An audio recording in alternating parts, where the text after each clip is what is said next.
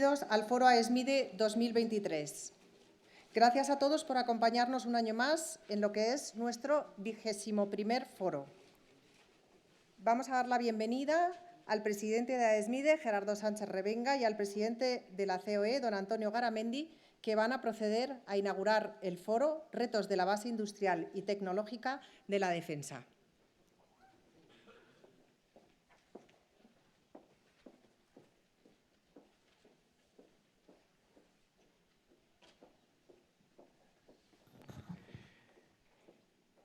Buenos días, bienvenidos a todos. Excelentísimos señores tenientes generales, almirantes, embajador, senadores, empresarios, señores, señoras, presidentes de las asociaciones. Bienvenidos, como ha dicho Carlota, la secretaria general, al Foro de AESMIDE 2023.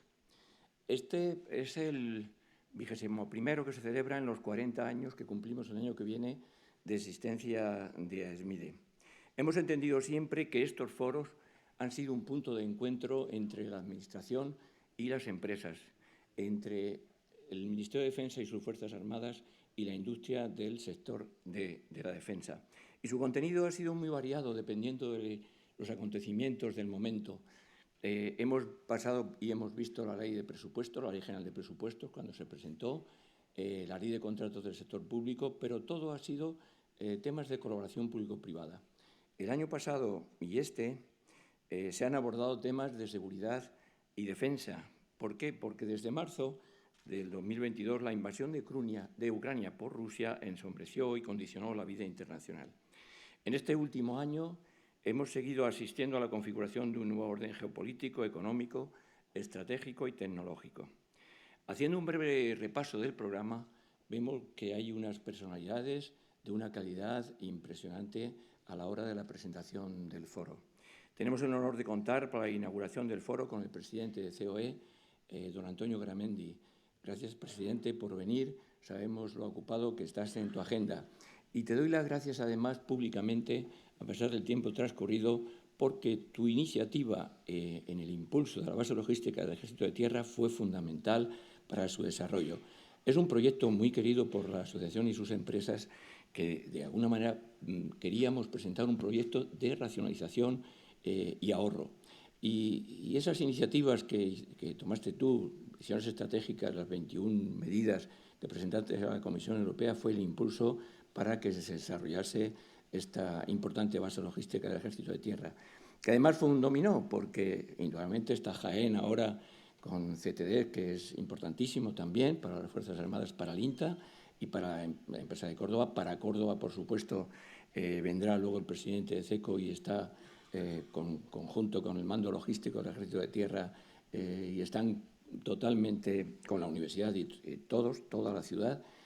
Lo mismo está pasando con Albacete, en una demostración impresionante que hubo el otro día de Baxi, en el que estuvimos allí y vimos las prácticas de lo que es Baxi, y lo mismo está pasando con la Arsenal Inteligente en Ferrol y en Cartagena. La segunda conferencia tratará sobre la defensa y seguridad de Europa.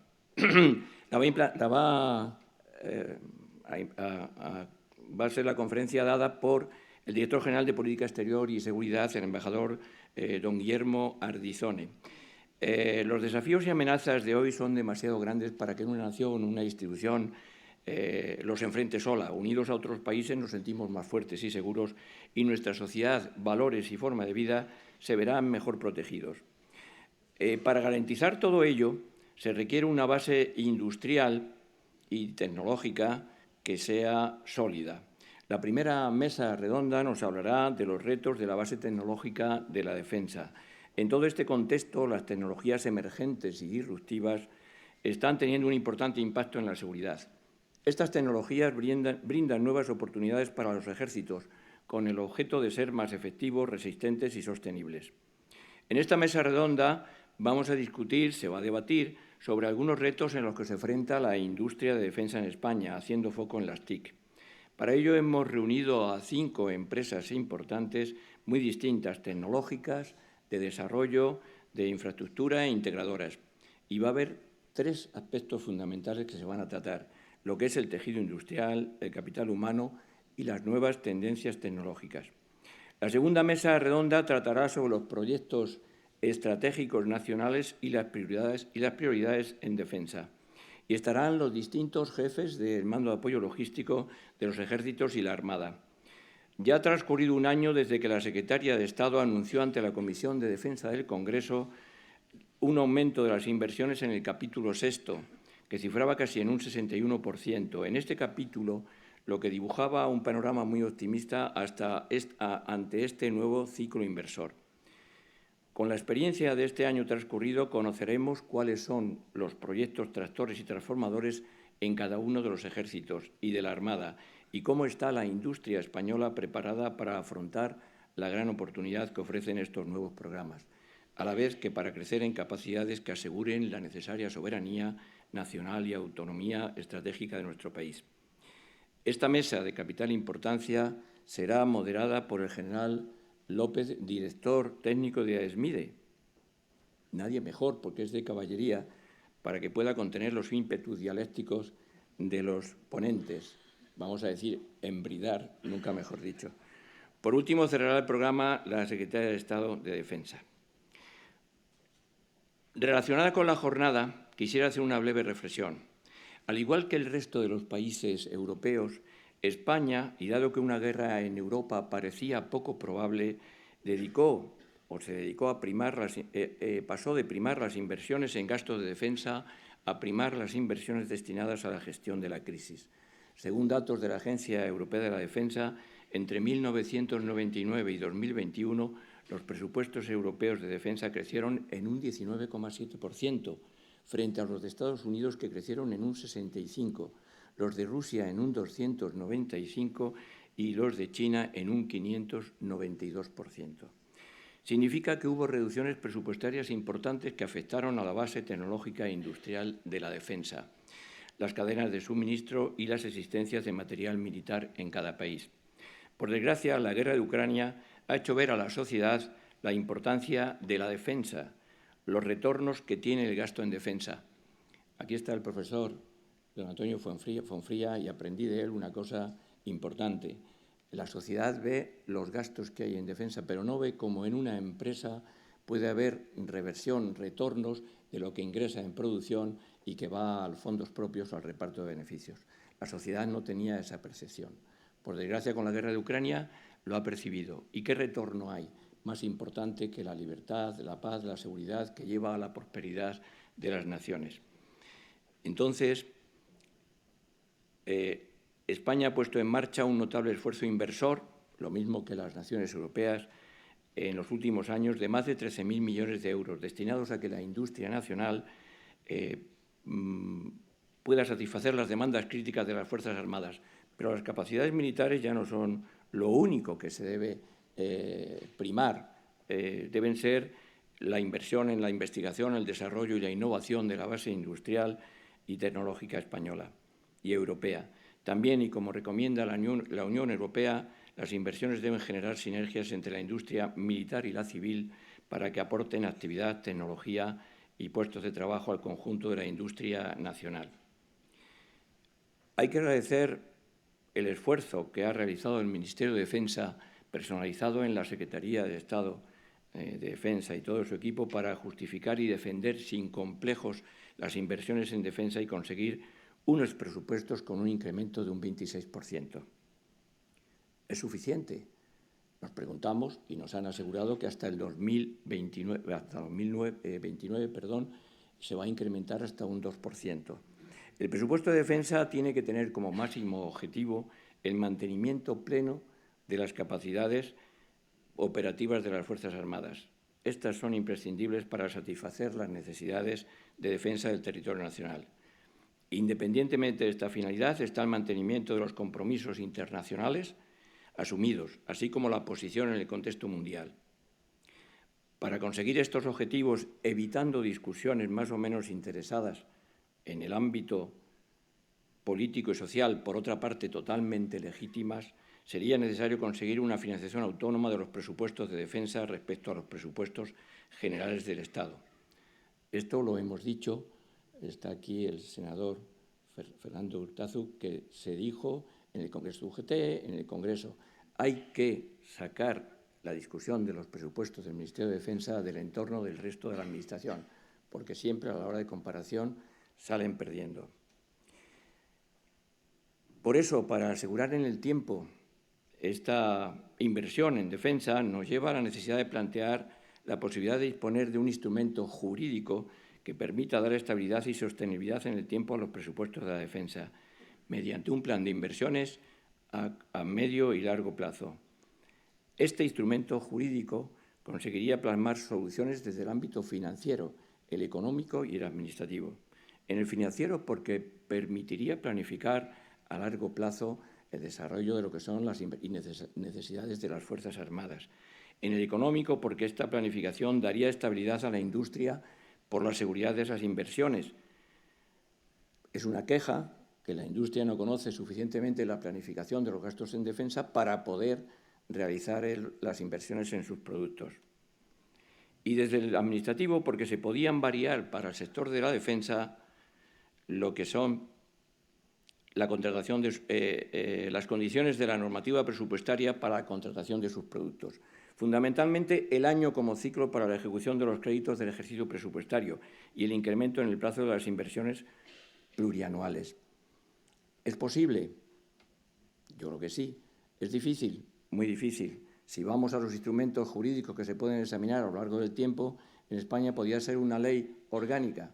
Imposible. ¿Podría ser una ley en el nuevo periodo legislativo? Muy difícil. ¿Qué es lo que se puede hacer? Lo explicó perfectamente el otro día el general Martín Casares y coincidimos con él en el tema en la jornada que se realizó sobre contratación en defensa, protagonizada o impulsada, mejor dicho, por General Dynamics y Escribano, con el apoyo de TEDAE, y que fue lo que dicta el sentido común. Vamos a aprovechar los instrumentos jurídicos que hay hoy en día para poder hacer esa variación. ¿Cuál? La variación de la ley del contrato del sector público en el ámbito de la defensa y la seguridad, que podría dar una solución momentánea hasta que se pudiese realizar una ley que regulase el tema de las inversiones en defensa. Termino. Quiero agradecer a todas las personas que han intervenido en esta jornada, que espero que sea muy provechosa para ustedes.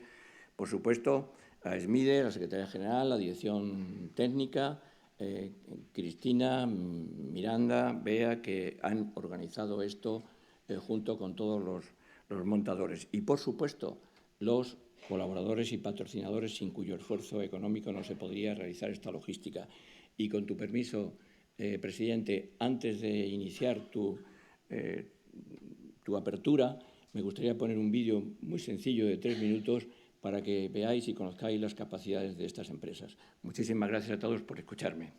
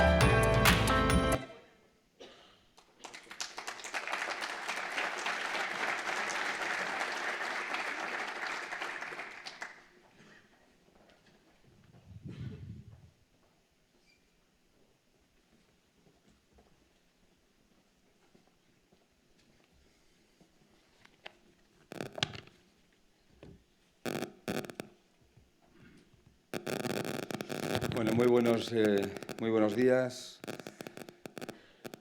generales, almirantes, miembros de las Fuerzas Armadas. ¿Hay alguna interferencia?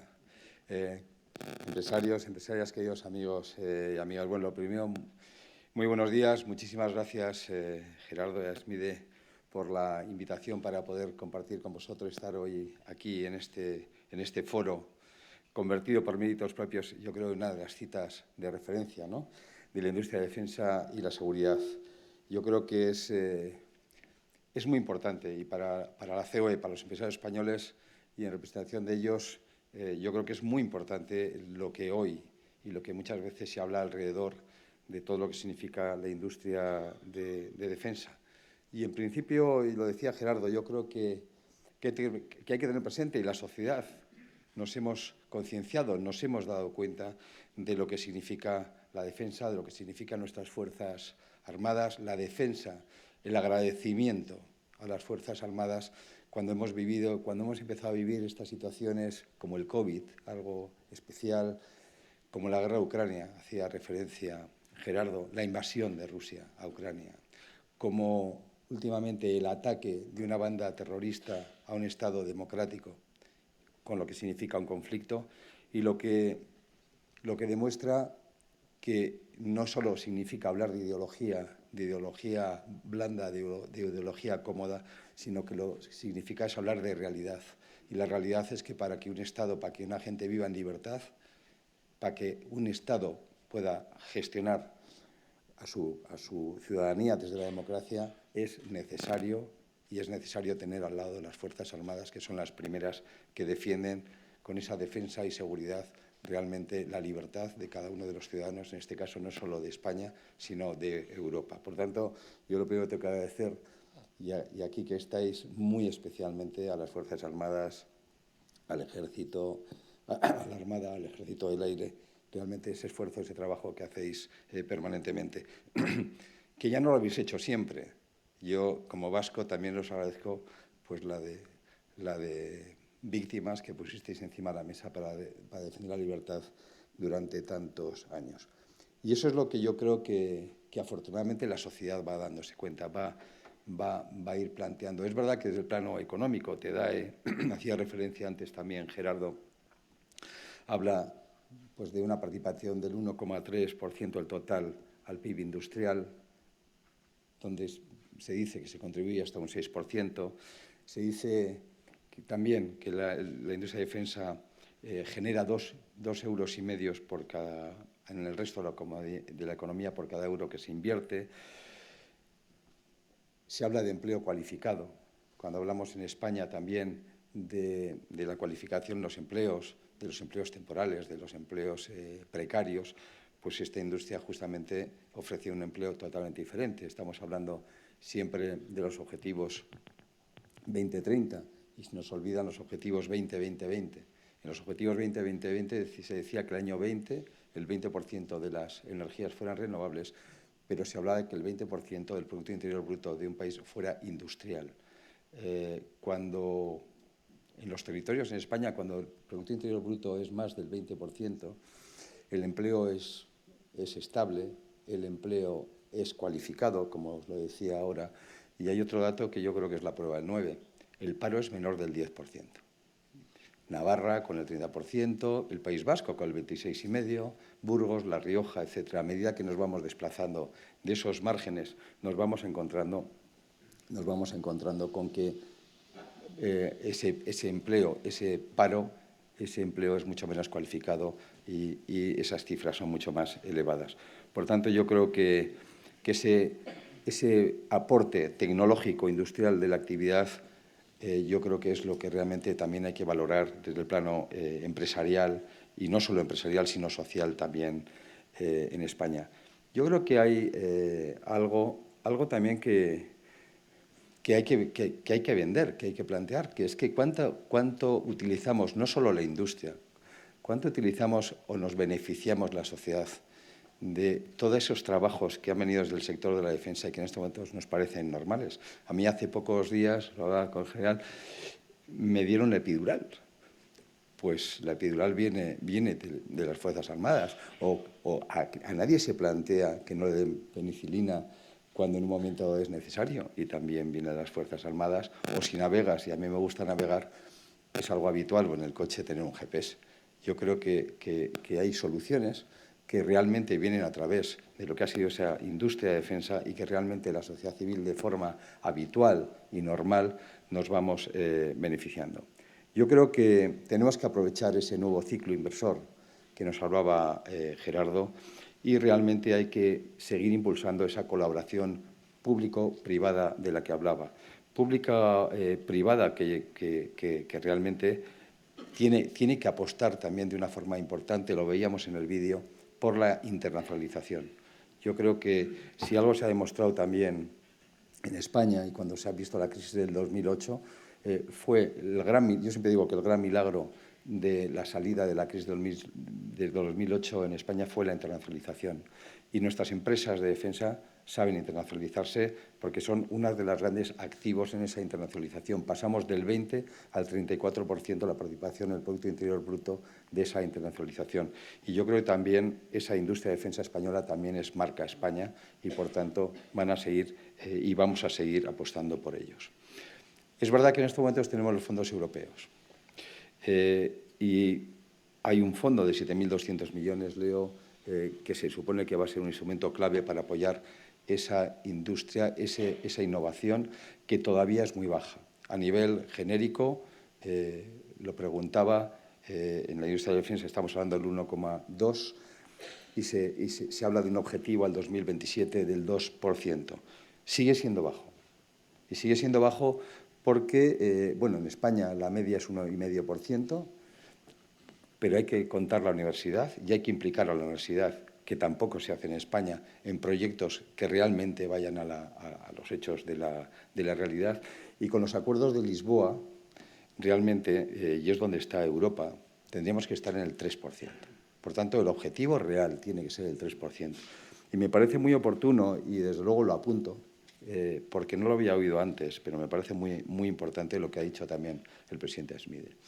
Y hay que separar en los presupuestos la parte de defensa, porque es que es algo que yo creo que no hay que discutir y que, desde luego, desde el plano ideológico, es muy fácil siempre castigar a estos presupuestos contra otros objetivos. Y lo estamos viendo en muchos casos en planteamientos de renovación también de inversiones que necesitan los tres ejércitos, porque también no hay más que ver pues, los aviones, los carros de combate, las fragatas, etcétera, que podamos tener, que posiblemente tienen muchísimos puntos de mejora, porque es verdad que nos afectó la crisis, pero es verdad que hay que adaptarse a los nuevos tiempos porque estamos muy por detrás de donde debiéramos encontrarnos en este momento. Y yo creo que en este caso también, y hablando de SMIDE, hay algo importante, y es que existen las pymes. Yo creo que tendría que decir que existe el ejército, existe la armada, existe el ejército del aire, pero también existen las pymes. Y las pymes yo creo que son las grandes protagonistas y deben de ser las grandes protagonistas en ese desarrollo, ¿no?, de tecnologías también duales, que yo creo que son las que están trabajando de una forma constante e intensa en esta industria. Y hay, evidentemente, estamos también las organizaciones empresariales. AESMIDE es una de ellas. 40 años, ya lleva 40 años trabajando en favor de estas empresas que aportan productos, capacidades para atender mejor, ¿no?, ese activo que tienen las Fuerzas Armadas. Y yo creo que en este caso, pues desde COE, la verdad es que yo desde mi comienzo de mandato tuve muy claro que teníamos que participar en la sociedad. No solo teníamos que hablar de lo que hacíamos las empresas o solo hablar con los sindicatos, sino que realmente teníamos que participar y teníamos que estar activos en este mundo de la defensa y de nuestras Fuerzas Armadas. Yo creo que trabajamos desde tres perspectivas. La integración en el mercado laboral del personal militar. Tenemos un proyecto, un programa para que cuando la gente con una edad buena y con una preparación inmejorable, porque tengo que decir que si la formación, que la cualificación técnica de las Fuerzas Armadas, yo creo que ojalá la tuviéramos más en estos momentos en España, porque las empresas necesitamos de talento que hacemos. Y en este caso lo que hacemos es ayudar a la fuerza activa del empleo con un proyecto que se llama Es tu fuerza. También estamos seguimos estando en esas labores de desarrollo del proyecto tecnológico ligado a la base logística del Ejército de Tierra en Córdoba. Yo creo que es uno de los proyectos clave de la estrategia industrial del Ministerio de Defensa y que, bueno, es verdad, lo comentábamos ahora, pues que en Toledo, pues en un acto, pues realmente pues la COE nos implicamos en colaborar, en ponernos al lado, simplemente, en este caso del Ejército, para que aquello culminara en éxito. Y eso fue y va a tener que seguir siendo, y lo digo con el resto de las Fuerzas Armadas, algo que desde luego lo vamos a hacer. Y luego también, lo decía al principio, hay que poner a las Fuerzas Armadas en su espacio, y es por eso por lo que la Fundación COE y la Fundación Museo del Ejército, la Fundación del Museo Naval y también la Fundación de la Guardia Civil, tenemos unas colaboraciones precisamente para enseñar, para explicar, para trasladar, como bien se hace, pero no solo con un día, no solo con un día de las Fuerzas Armadas, sino permanentemente. A mí me gusta en el cuento de Alicia en el País de las Maravillas, esa gente que está en una mesa y celebra su no cumpleaños, porque son 364 días. Yo creo que esto, en este caso, yo creo que hay que hacer exactamente lo mismo. No creo que hay que hacer un día en las Fuerzas Armadas, sino que habría que hacer los 365 días. Por tanto, yo aquí lo que creo que es, y hay que trasladar esa colaboración permanente, ese conocimiento, ese impulso al aseguramiento de la participación de las pymes y ese fomento real, ya no técnico, de la colaboración público-privada, porque las empresas privadas también sabemos trabajar y también sabemos innovar, y ahí es donde también la suma de los dos espacios son los que realmente nos van a hacer llegar más lejos. Yo creo que tengo que agradecer a la ministra también, a la ministra y a su número 2, que sé que viene ahora, la secretaria de Estado, por esa colaboración la que tenemos y por esa implicación también que en este caso tienen con las Fuerzas Armadas. Y en este caso también yo creo que dar las gracias, ¿no?, a SMIDE, ¿no?, y a esas 75 empresas con la perspectiva de llegar a 80, ¿no?, que celebrará este lunes, día 27, que es hoy, su foro anual, ¿no? En este caso, daros las gracias, y sabéis que podéis contar siempre con las empresas españolas, las grandes, las medianas, las pequeñas, los autónomos, aquí nadie sobra, y de todos los territorios de nuestra querida España. Así que muchísimas gracias, gracias a las Fuerzas Armadas, gracias a SMIDE, e insisto, todos, desde luego, llegaremos juntos muchísimo más lejos. Muchas gracias.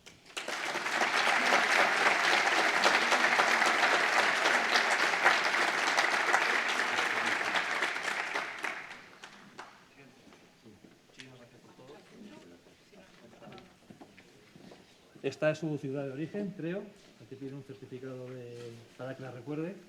Siempre la lleva el corazón, imagino, pero ya lo lleva. Bueno, soy derecho, pero bueno. Está cerca. No teníamos. Unos recuerdos de su paso por aquí y el libro de Diálogo Español. Muchísimas gracias.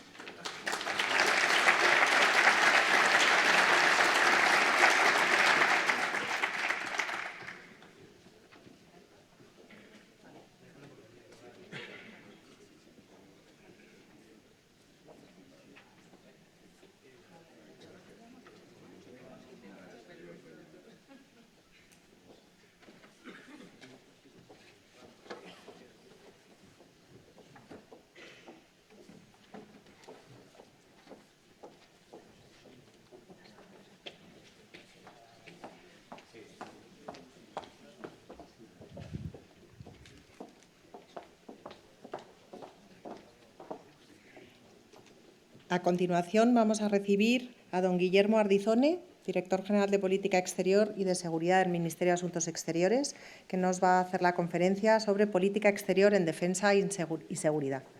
Gracias.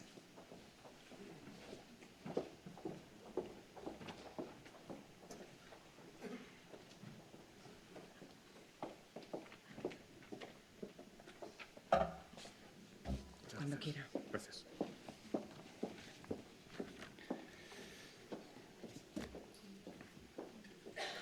Muy buenos días.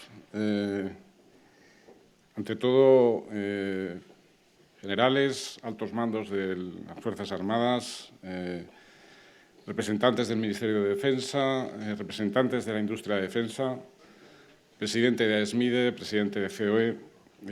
Quería dar las gracias, en primer lugar, por la invitación y por el honor que se me hace de participar en este foro sobre industria de defensa. Para mí, personalmente, es una especie de continuidad del esfuerzo que ya hicimos el pasado mes de agosto con la celebración del seminario en Toledo sobre la implementación de la brújula estratégica y permite quizás hacer una breve introducción a lo que va a ser el conjunto de los paneles de discusión que va a haber a lo largo del día para enmarcar en un contexto de política exterior, de defensa y de seguridad, todo lo que se va a discutir posteriormente. Obviamente, muchas de las cosas que les voy a contar son conocidas por todo el mundo, pero pensaba que en la estructuración que ha hecho AESMIDE de esta jornada era pertinente establecer ese marco de política exterior en el que se encajan todas las piezas de nuestra política exterior, de nuestra política de defensa y del papel de la industria de defensa, importantísimo en esa política de defensa y en nuestra presencia en el exterior también. Y de aquí, además, aprovecho la ocasión también para unirme a las palabras que ha dicho el presidente de la COE de agradecimiento a nuestras Fuerzas Armadas por su constante dedicación a la defensa nacional y también por su impecable papel en el exterior, a través de misiones en Naciones Unidas, con la Unión Europea, con la OTAN. Nuestras Fuerzas Armadas son ejemplares y contribuyen de manera decisiva a una serie de objetivos que no son solamente los de España, sino de aquellos países con los que estamos unidos en un proyecto de integración, que es el de la Unión Europea, y en un proyecto de defensa colectiva, que es el de la OTAN. Por tanto, insisto, también a los compañeros y compañeras del Ministerio de Defensa, a través de su Secretaría de Estado de Defensa y de las distintas direcciones generales con las que trabajamos codo con codo todos los días, mi agradecimiento y mi reconocimiento por toda la labor que hacen. Voy a comenzar con algo obvio para todos, pero lo obvio es importante muchas veces, y es que, al fin y al cabo, nuestra política exterior está condicionada, está determinada por nuestro propio marco constitucional y nuestro común conjunto de valores y principios que informan a todas nuestras políticas. Y dentro de la Constitución, obviamente, la obligación, el deber de defensa de la integridad territorial, de la soberanía nacional, es una tarea que corresponde a nuestras Fuerzas Armadas y ese sería el objetivo prioritario. Pero la defensa nacional está íntimamente relacionada con la política exterior y una y otra están inspiradas por esos principios y valores comunes que son los de un Estado democrático y de derecho. Esa política exterior, a su vez, tiene un reflejo en dos compromisos que hemos asumido, uno con OTAN y otro con la Unión Europea. El más inmediato, quizás desde el punto de vista de la defensa, es el de la Organización del Tratado del Atlántico Norte. Y sin entrar en historia, sí que hay que tener en cuenta que estamos viviendo un periodo especialmente complicado. Ya se ha apuntado antes en las palabras de quienes me han precedido en el uso de la palabra, y es el contexto de la agresión rusa contra Ucrania y el de la amenaza, el del ataque directo a los principios del orden internacional establecido en normas y a los valores y al respeto de la soberanía nacional y la integridad territorial de los Estados y, por tanto, a la Carta de Naciones Unidas. Pero esto que hoy nos parece obvio, hace 10 años o más no lo era. Quizás el concepto estratégico por el que se regía la OTAN en 2010 está cristalizado en la cumbre de Lisboa y en el concepto estratégico que en aquella época se adopta, y es el típico de una posguerra fría.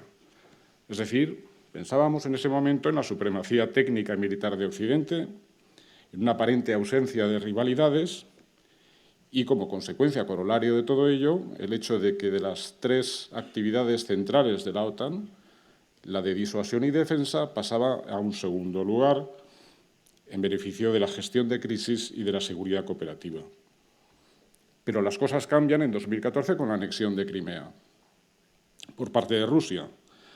Y cuando entonces el orden internacional, en el que estábamos instalados, particularmente en Europa, se subvierte y la arquitectura de seguridad europea, que estaba basada en la creación de medidas de confianza entre todos los socios y todos los países de Europa, queda subvertido.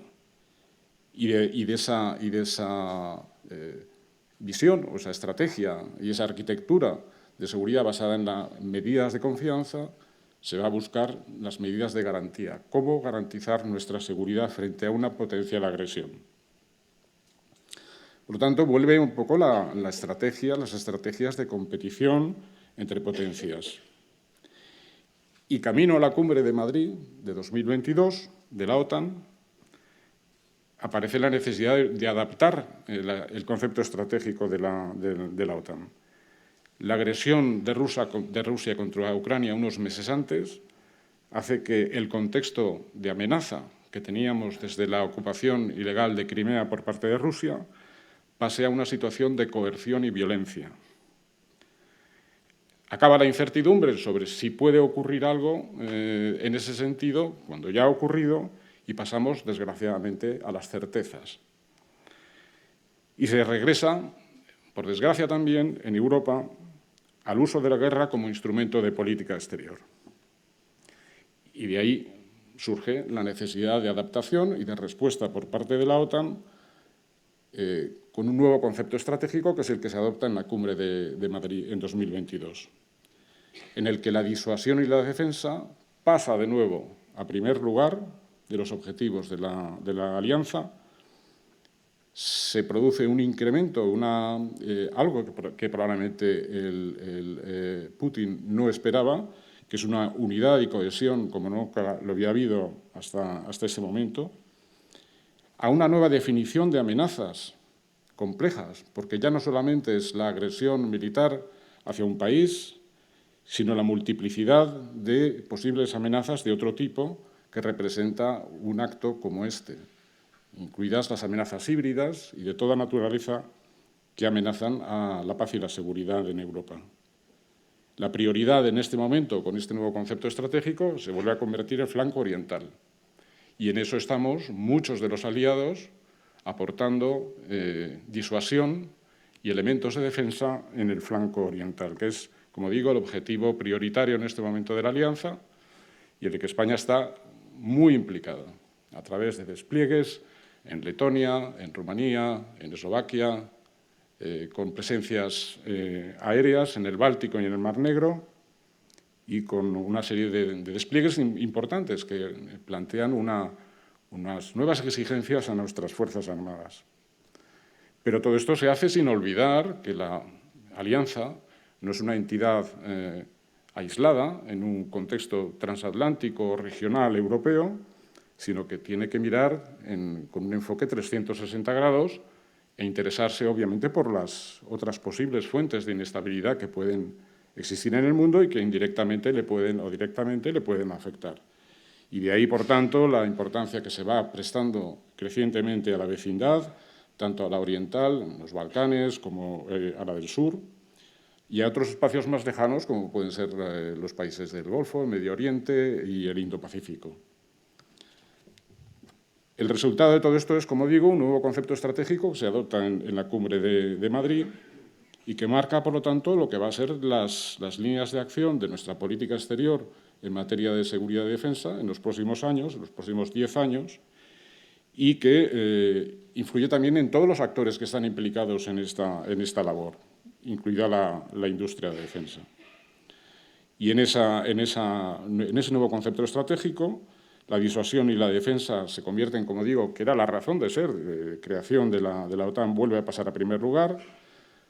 Empieza también a potenciarse un mayor cuidado de lo que es la gestión de crisis en la vecindad, principalmente Ucrania, pero también en los Balcanes occidentales, y luego también una creciente atención a la seguridad cooperativa a través de estructuras que ya existen, pero que estamos intentando reforzar, como el diálogo mediterráneo, la iniciativa de Estambul con los países del Golfo, un mayor contacto con los países del Indo-Pacífico y, en general, una más amplia red de partenariados entre los que destacan en particular una serie de países, 3 en concreto, que son los que tienen quizás una mayor vulnerabilidad ante las políticas agresivas de Rusia, no solamente en lo militar, sino, como decía antes, desde un punto de vista híbrido, que son Bosnia y Herzegovina, Moldavia y Georgia. Pero toda esta adaptación, que implica el nuevo concepto estratégico, tiene también su coste. Y también se ha dicho aquí anteriormente, exige un compromiso por parte de los Estados miembros, de los aliados, en términos de gasto en defensa. No solamente en gasto en defensa, sino también en contribuciones a las misiones de la OTAN y en capacidades. En todos estos elementos, la combinación de todos estos elementos para España es muy importante, porque señalan nuestro compromiso con la Alianza Atlántica, y en eso estamos. Tenemos que el Ministerio de Defensa es el que pilota precisamente el gasto en materia de defensa durante estos años, de manera progresiva, responsable y acompasada a las prioridades nacionales, teniendo en cuenta también que dentro de esas prioridades nacionales hay un elemento fundamental, que es el de la innovación y la investigación científica, innovación tecnológica. Pero claro, también hay una realidad de la que somos parte, y es que 22 países, 22 aliados, somos también Estados miembros de la Unión Europea. Y la Unión Europea, como proyecto de integración, se ve sometida también al choque, a la compulsión que produce la agresión brutal por parte de Rusia contra Ucrania. Pero la toma de conciencia de que Europa tiene que también tener una política exterior y de seguridad y defensa común no es una cosa que se haya producido a raíz de la agresión rusa, sino que ya lleva un proceso que quizás tiene su punto de partida con el Consejo Europeo de Colonia en 1999, y en el que en aquella época ya los Estados miembros reclamaban que la UE desempeñara un papel en la escena internacional de manera plena, y para ello era necesario dotar a la Unión de medios y capacidades necesarios para asumir sus responsabilidades en una política europea común de seguridad y de defensa. Se producen así una serie de desarrollos de tipo de creación de instrumentos, de una forma un tanto desperdigada, pero poco a poco se va tomando conciencia de la necesidad de dar coherencia a todo esto. El proceso se acelera en 2016 y culmina con la formulación de una estrategia, que es precisamente la brújula estratégica, en 2022, a la que se llega después de un proceso de reflexión de varios años, pero acelerada y quizás condicionada también porque poco antes de su aprobación se produce la agresión de Rusia contra Ucrania, y lo que eran las incertidumbres, el sentimiento de amenaza se convierte en una realidad, y por tanto la Unión Europea también tiene que responder a este reto, en parte porque la Unión Europea tiene una especie de despertar a la conciencia geoestratégica, y porque también se da cuenta de que tiene que ser un proveedor de seguridad para sus ciudadanos. Y la brújula estratégica, como digo, en ella impacta la agresión rusa no solamente como una agresión militar, sino también como una agresión múltiple de muchas naturalezas, en las que destaca los ciberataques, destaca la información falsa, y destacan todos los otros instrumentos de amenaza híbrida que plantea Rusia, con influencias en el ámbito del desarrollo normal de las elecciones en nuestros países democráticos, con la influencia a través de instrumentos de todo tipo que influyen, por lo tanto, en nuestro día a día y en el de nuestros vecinos más inmediatos, en particular en los Balcanes occidentales.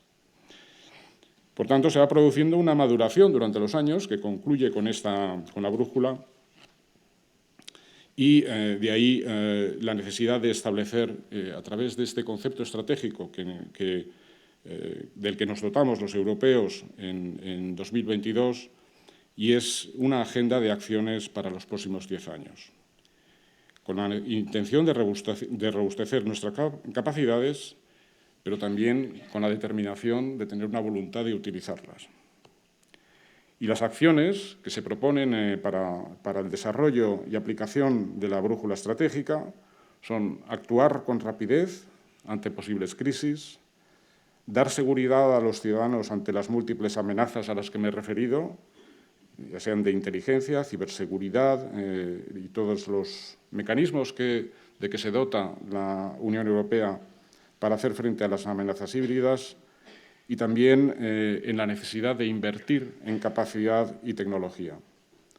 Asociarse también, por último, a otros con el objetivo del logro de objetivos comunes, los partenariados. Bien, pues un elemento fundamental, y estaba precisamente centrado el seminario que celebramos en Toledo, es el de las capacidades.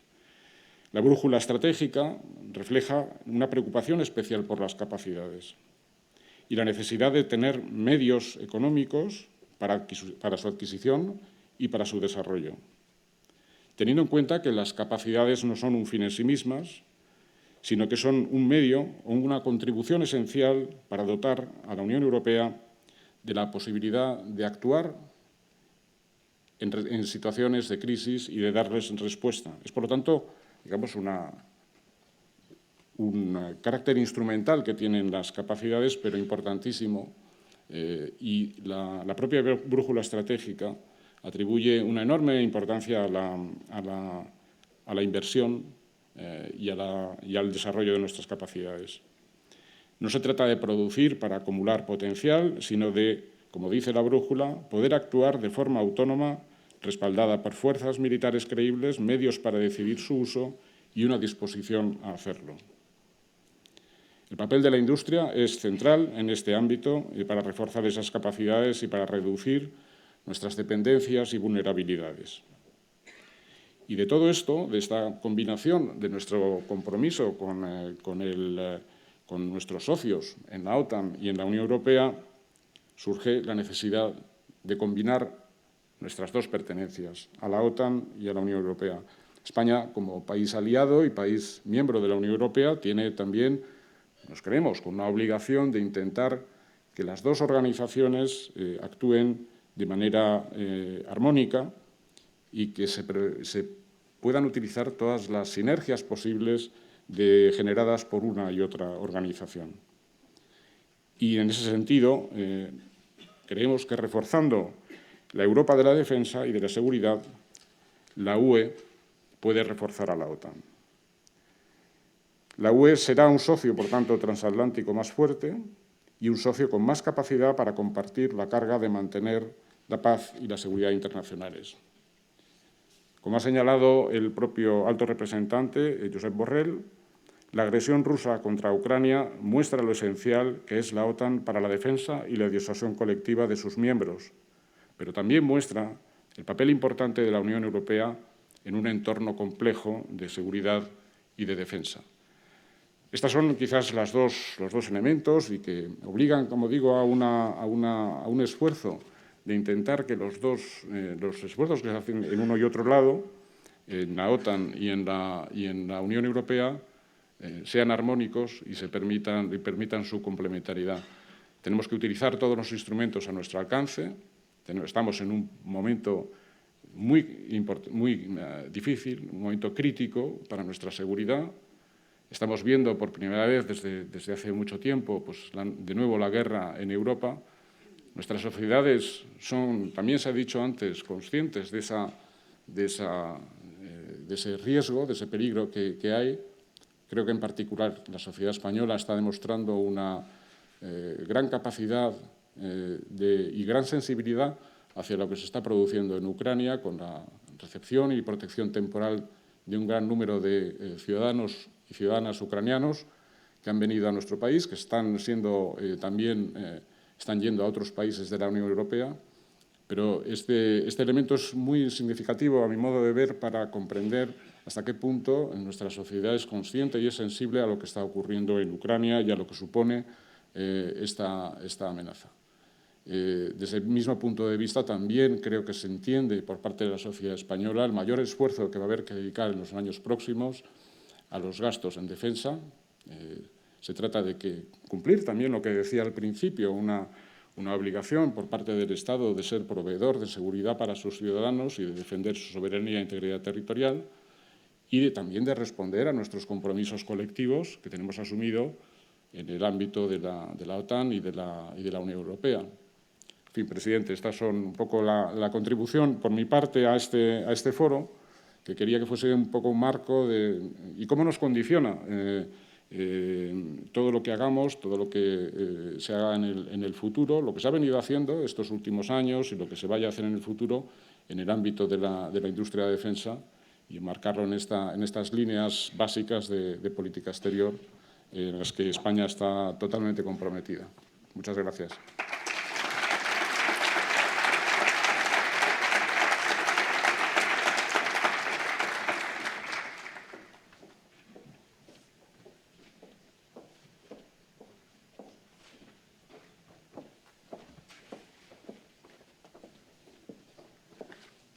Entrega el obsequio Jorge de la Torre, CEO de la empresa NVLS.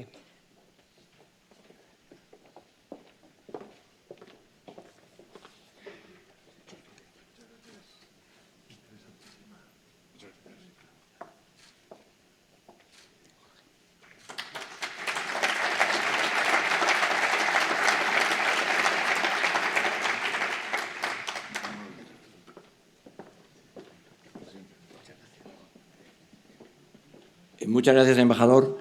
Esto no está en el programa. Aprovecho que tenemos 5 minutos, no más que 5 minutos. Vino a verme el otro día Miguel Ángel Gutiérrez, que fue político, estaba en Ciudadanos y que ahora está fundamentalmente ayudando en Ucrania con una ONG que es española totalmente. Y se juega la vida a la hora de estar allí y procurar llevar alimentos y llevar medicinas y todo lo que tiene relación con ayuda a los ucranianos. Vamos a tener un desayuno en la SMIDE y una de las propuestas que me hizo, como ha ocurrido en otros casos, es mirando al futuro. Y yo ya lo llevo pensando hace tiempo. Ucrania se tendrá que reconstruir y empresas españolas que demandan los ucranianos. Yo estuvimos en Chequia, el general López y yo, firmando un convenio con los checos, con la asociación que es parecida a la nuestra en Chequia. Hicimos la firma en el pabellón, en el stand de Ucrania. Ellos están necesitados de material. Indudablemente lo van a pedir actualmente, pero estamos hablando de un tiempo que acabará la guerra. Lógicamente se impondrá la paz o llegará un momento y quieren empresas españolas que construyan carreteras, hospitales, equipamientos, etcétera.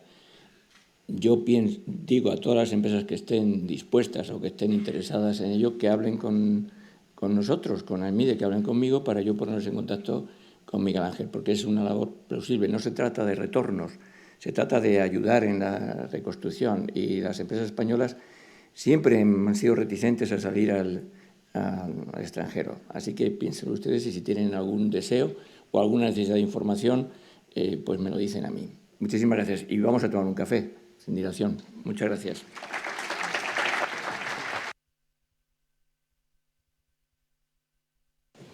Perdón, alguien se ha dejado una moto Yamaha con las llaves puestas. Tenemos las llaves, ¿vale?